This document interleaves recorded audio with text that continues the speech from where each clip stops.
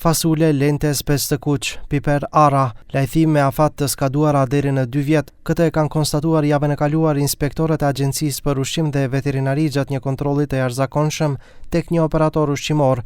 Janë konfiskuar dhe shkatëruar pa rrezik për shëndetin afërsisht 37 ton ushqim. Bëhet fjalë për sasi të mëdha arërash, produkte drithërash dhe bishtajore, si dhe erza të ndryshme pa etiketa, të cilave u kishte skaduar afati i përdorimit nga 1 deri në 2 vjet, njoftoi nga Agjencia për Ushqim dhe Veterinari. Во однос на зрнестите продукти станува збор за поголема количина на граф и леќа. Од зачини имаме црвен пипер, бибер, киноа, јаткасти плодови производи кои што се запленети се ореви и лешници, глоба од 3500 евра во денарска противвредност е вишена на операторот и забрана за вршење на дејност од 7 дена.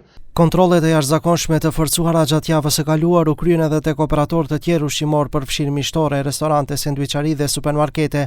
U konstatuan disa parregullsi si operator ushqimor të paregjistruar, mungesë trajtimeve të detyrueshme të punonjësve për sigurinë ushqimore dhe vendosja në qarkullim e ushqimit të pasigurt.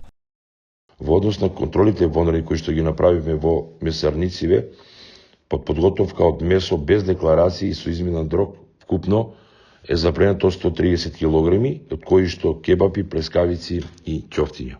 Operatorët dhe personat përgjegjës janë gjobitur dhe u janë vendosur ndalime shtesë të përkohshme për kryerjen e veprimtarisë.